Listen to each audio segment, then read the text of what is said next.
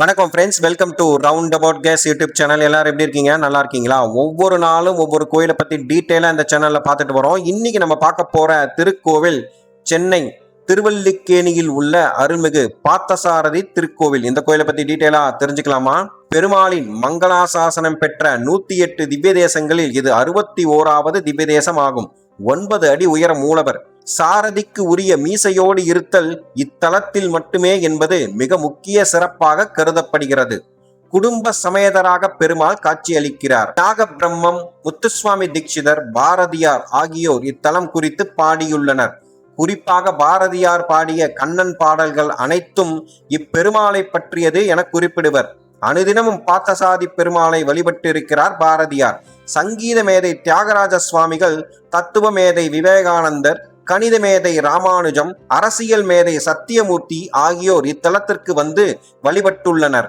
பிரகாரத்தில் கஜேந்திர வரதர் கருடர் மீது காட்சி தருகிறார். எனவே இவரை நித்திய கருட சேவை சாதிக்கும் பெருமாள் என்று அழைக்கின்றனர். திருக்கச்சி நம்பி, வேதாந்த சாரியார், ராமானுஜர், மணவாள மாமுனிகள், சக்கரத்தாழ்வார், திருமலிசையாழ்வார் ஆகியோர் பிரகாரத்தில் இருக்கின்றனர். திருப்பதி லட்டு, உப்பிலியப்பன் கோவில் உப்பில்லாத சாதம், மதுரை கள்ளழகர் கோவில் தோசை ஆகிய பிரசாதங்கள் பிரசித்தி பெற்றிருப்பதைப் போல இக்கோவிலில் சர்க்கரை பொங்கல் பிரசித்தி பெற்ற பிரசாதமாகும். திருக்கோவிலுக்கு எதிரே கைரவினி என்ற திருக்குளம் காணப்படுகிறது.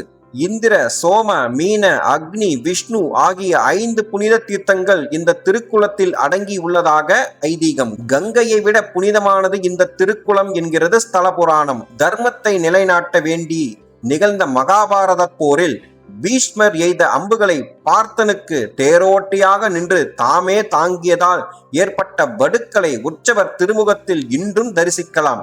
இந்த ஐதீகத்தின் அடிப்படையில் பெருமாள் ஸ்ரீ பார்த்தசாரதி என்று அழைக்கப்படுகிறார். ஆலயமும் அப்பெயரில் அழைக்கப்படுகிறது. காயங்களுடன் இருப்பதால் இவருக்கான நெய்வேத்தியத்தில் நெய் அதிகம் சேர்க்கப்படுகிறது. மிளகாய் போன்ற காரமான பொருட்கள் சேர்ப்பதில்லை. அழகாக பிறக்கவில்லையே என வருந்துபவர்கள் திருமாலின் இந்த கோலத்தை தரிசித்தால் அழகு அழியும் தன்மையுடையது என்ற தத்துவத்தை உணர்வர். முன்னொரு காலத்தில் திருமாலை தனது மருமகனாக அடைய வேண்டி பிருகு மகரிஷி இத்தலத்தில் தவமிருந்தார். அப்போது இங்கிருந்த புஷ்கரணியில் மலர்ந்த அல்லி மலரில் தாயார் தோன்றினாள். பிறகு அவளுக்கு வேதவல்லி என பெயரிட்டு வளர்த்தார். அவளுக்கு திருமண வயது வந்தபோது திருமால் ரங்கநாதராக இத்தலம் வந்து அவளை திருமணம் செய்து கொண்டார். இந்த திருக்கல்யாண வைபவம் இக்கோவிலில் மாசி மாதம் வளர்பிறை துவாதசி அன்று நடக்கிறது. வேதவல்லி தாயார் தனி சன்னதியில் அமர்ந்த கோலத்தில் இருக்கிறாள். இவள் கோவிலை விட்டு வெளியே வருவது இல்லை. வெள்ளிக்கிழமை மற்றும் உத்திர நட்சத்திரத்தில் கோவில் வளாகத்திற்குள் புறப்பாடாகி ஊஞ்சலில் காட்சியளிக்கிறாள். மனிதர்கள் குடும்பத்தினருடன் ஒற்றுமையாக இருக்க வேண்டும் என்பதை வலியுறுத்தும் விதமாக இக்கோவிலில் பெருமாள் அருள்பாலிக்கிறார். மூலஸ்தானத்தில் வேங்கட கிருஷ்ணர், அருகில் ருக்மணி தாயார், மார்பில் மகாலட்சுமி ஆகியோர் உள்ளனர். இந்த பெருமாள் அர்ஜுனனுக்கு உதவியாக வந்த கிருஷ்ணாவதாரம் என்பதால் அருகில் ருக்மணி தாயார் இருக்கிறாள். வலதுபுறத்தில் அண்ணன் பலராமர், இடதுபுறத்தில் தம்பி சாத்தியகி, மகன் பிரத்யும்னன் மற்றும் பேரன் அனிருத்தன் ஆகியோரும் இருக்கின்றனர். தனி சன்னதியில் இருக்கும் ராமபிரானுடன் சீதை, லக்ஷ்மணர், பரதர், சத்ருகனன், ஆஞ்சநேயர் ஆகியோர் உள்ளனர். பெருமாளின் பஞ்சாயுதங்களில் சங்கும் சக்கரமும் பிரதானமானவை. ஆனால் இக்கோவிலில் சுவாமியிடம் சக்கரம் இல்லை. மகாபாரத போரின் போது பாண்டவர்களுக்கு உதவிய கிருஷ்ண பரமாத்மா போர் முடியும் வரையில் ஆயுதம் எடுப்பதில்லை என உறுதி எடுத்து இருந்தார். எனவே அவர் இத்தலத்தில் ஆயுதம் இல்லாமல் காட்சி தருகிறார். போரை அறிவிக்கும் சங்கு மட்டும் வைத்திருக்கிறார். பெருமாளை இத்தகைய கோலத்தில் தரிசிப்பது அபூர்வம். பொதுவாக 4 கரங்களுடன் காட்சி தரும் பெருமாள் இங்கே கிருஷ்ணனாகிய மானிட வடிவில் இருப்பதால் 2 கரங்களே உள்ளன. தேரோட்டிக்கு அழகிய கம்பீரத்தை உணர்த்துவது மீசை. இதனை உணர்த்தும் விதமாக இக்கோவிலில் வேங்கட கிருஷ்ணர் மீசையுடன் காட்சி தருகிறார். இதனால் இவருக்கு மீசை பெருமாள் என்றும் பெயருண்டு. வைகுண்ட ஏகாதேசி திருவிழாவின் போது பகல் 10 6ஆம் நாளில் இருந்து 10ஆம் நாள் வரையில் 5 நாட்கள் மட்டும் இவரை மீசை இல்லாமல் தரிசிக்கலாம். உற்சவர் பார்த்தசாரதிக்கு வெள்ளிக்கிழமைகளில் விசேஷ அபிஷேகம் நடக்கும் போது மட்டும் மீசையுடன் அலங்காரம் செய்கின்றனர். கோவில்களில் பெரும்பாலும் ஒரு மூர்த்தி மட்டுமே பிரதான மூலவராக இருப்பார். ஆனால் இந்த கோவிலில் 5 மூர்த்திகள் மூலவர் அந்தஸ்தில் வணங்கப்படுகின்றனர். பிரதான மூலஸ்தானத்தில் வேங்கட கிருஷ்ணர், முன் மண்டபத்தில் ரங்கநாதர் மற்றும் ராமபிரான், பிரகாரத்தில் கஜேந்திர வரதர் மற்றும் யோக நரசிம்மர் ஆகியோர் தனித்தனி சன்னதிகளில் இருக்கின்றனர். எனவே இத்தலம் பஞ்சமூர்த்தி தலம் என்று அழைக்கப்படுகிறது. ரங்கநாதர் சன்னதியில் சுவாமியின் தலைக்கு அருகில் வராகரும் கால் அருகில் நரசிம்மரும் இருக்கின்றனர். ரங்கநாதர் இங்கு தாயாரை திருமணம் செய்து கொள்ள வந்தபோது நரசிம்மரும் வராகமூர்த்தியும் உடன் வந்தனர் என்ற அடிப்படையில் இந்த அமைப்பு உள்ளது. இவ்வாறு ஒரே சன்னதிக்குள் பெருமாளின் 3 கோலங்களையும் இங்கு தரிசிக்க முடியும். திருமணத்திற்கு வந்த ரங்கநாதரை தாயார் என்னவரே என்ற பொருளில் ஸ்ரீமன்னாதா என்று அழைத்தார். எனவே இவருக்கு ஸ்ரீமன்னாதர் என்ற பெயரும் உண்டு. கிழக்கு நோக்கிய மூலவர் வேங்கட கிருஷ்ணர், மேற்கு நோக்கிய யோக நரசிம்மர் என இருவருக்கும் இரு திசைகளிலும் 2 கொடிமரங்கள் வாசல்கள் உள்ளன. யோக நரசிம்மர் யோக பீடத்தில் தனி சன்னதியில் இருக்கிறார். இவரே இத்தலத்தின் முதல் மூர்த்தி ஆவார். காலையில் இவருக்கே முதல் பூஜை நடக்கிறது. அத்திரி மகரிஷிக்கு காட்சி தந்த நரசிம்மர் இவர். இவரது சன்னதியில் உள்ள மணிகளில் மட்டும் சப்தம் எழுப்பும் நாக்குகள் இல்லை.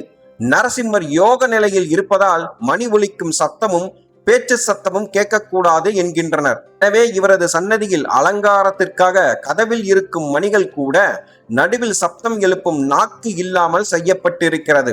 பக்தர்கள் இவரிடம் வேண்டிக் கொண்டு உப்பு மிளகை இவரது சன்னதிக்கு பின்புறத்தில் காணிக்கையாக செலுத்துகிறார்கள். இதற்காக சிறிய மேடை அமைக்கப்பட்டிருக்கிறது. இதனால் நோய்கள் நீங்குவதாக நம்பிக்கை. மற்ற தலங்களில் குறிப்பிட்ட நாளில் குறிப்பிட்ட நேரத்தில் தான் கருட சேவை வைபவத்தை காண முடியும். ஆனால் இங்கே வருடம் 365 நாளுமே கருட சேவைதான். காரணம், கஜேந்திரனுக்கு மோட்சம் அருளிய அந்த கஜேந்திர வரதர் கருடாழ்வார் மேல் நித்திய வாசம் செய்கிறார். திருவல்லிக்கேணியில் குடும்ப சமேதராக அருளாட்சி செலுத்தும் வேங்கட கிருஷ்ணரை தரிசித்தால் வினைகள் யாவும் தீரும், வாழ்க்கையில் மகிழ்ச்சி பெருகும் என்பது பக்தர்களின் நம்பிக்கை. இக்கோவிலின் தல வரலாறை பார்ப்போம். திருமாலின் பக்தனான சுமதிராஜன் என்னும் மன்னனுக்கு பெருமாளை குருச்சேத்திர போரில் தேரோட்டியாக இருந்த கண்ணனாக தரிசிக்க வேண்டும் என்ற ஆசை ஏற்பட்டது. தனக்கு அக்காட்சியை தந்து அருளும்படி பெருமாளிடம் வேண்டினார். சுவாமியும் இங்கு தேரோட்டியாக காட்சி தந்தார். மகிழ்ந்த மன்னர் அதே கோலத்தில் தங்கும்படி வேண்டவே பாரத போரில் அர்ஜுனனுக்கு சாரதியாக இருந்த திருக்கோலத்தில் எழுந்தருளி இருக்கின்ற பெருமாள் ஆயுதம் எதையும் எடுப்பதில்லை என்று செய்த சபதத்திற்கு ஏற்ப ஒரு கையில் சங்கு மட்டுமே ஏந்தி இருக்கிறார். பாரத போரில் அர்ஜுனன் மீது பீஷ்மர் தொடுத்த அம்புகளை எல்லாம் தானே முன்னின்று ஏற்றுக்கொண்டு அர்ஜுனனுக்கு வெற்றியை தேடிக் கொடுத்ததை விளக்கும் வகையில் இன்றும் பார்த்தசாரதி முகத்தில் அம்புபட்ட வடுக்கள் காணப்படுகின்றன. வேங்கட கிருஷ்ணர் என்னும் பெயர் பெற்றார் இவர். இத்தலத்து உற்சவர் பார்த்தசாரதி ஆவார். பிற்காலத்தில் இவர் பிரசித்தி பெறவே இவரது பெயரில் கோவில் அழைக்கப்பட்டது. வியாச முனிவரால் இங்கே இவர் பிரதிஷ்டை செய்யப்பட்டார் என்கிறது ஸ்தல புராணம். இங்கே காணப்படும் மூலவர் திருமேனியே கீதையில் பகவானின் சொரூபம் என்று கருதப்படுகிறது. நின்றான் திருக்கோலத்துக்கு வேங்கட கிருஷ்ணர், இவரே மூலவர். அமர்ந்தான் கோலத்துக்கு தெல்லிய சிங்கர் என்ற ஸ்ரீ நரசிம்மர், கிடந்தான் கோலத்துக்கு மன்னாதர் எனப்படும் ஸ்ரீரங்கநாதர் என்ற 3 நிலைகளுமே வீரம், யோகம், போகம் ஆகியவற்றை பக்தர்களுக்கு அருள்பாலிக்கின்றது. இக்கோவிலின் மூலவர் பார்த்தசாரதி, உற்சவர் வேங்கட கிருஷ்ணன், ஸ்ரீதேவி பூதேவி, தாயார் ருக்மணி, தலவிருச்சம் மகிழம், தீர்த்தம் கைரவினி புஷ்கரணி, புராண பெயர் பிருந்தாரண்ய கஷேத்திரம், இப்போது இருக்கும் பெயர் திருவல்லிக்கேணி. கோவில் திறந்திருக்கும் நேரம் காலை 6 மணி முதல் 12 மணி வரை, மாலை 4 மணி முதல் இரவு 9 மணி வரை திறந்திருக்கும். இக்கோவில் சென்னையின் மிக முக்கிய பகுதி திருவல்லிக்கேணி என்பதால் பேருந்து வசதி நிறைய உள்ளது. மின்சார ரயில் வசதியும் திருவல்லிக்கேணிக்கு உண்டு. அருகிலுள்ள ரயில் நிலையம் சென்னை எழும்பூர், அருகிலுள்ள விமான நிலையம் மீனம்பாக்கம். மீண்டும் ஒரு நல்ல பதிவில் உங்களை சந்திக்கிறேன். இந்த வீடியோ உங்களுக்கு பிடித்திருந்தால் லைக், ஷேர், சப்ஸ்கிரைப், கமெண்ட் செக்ஷனில் கமெண்ட் செய்யவும். நன்றி, வணக்கம்.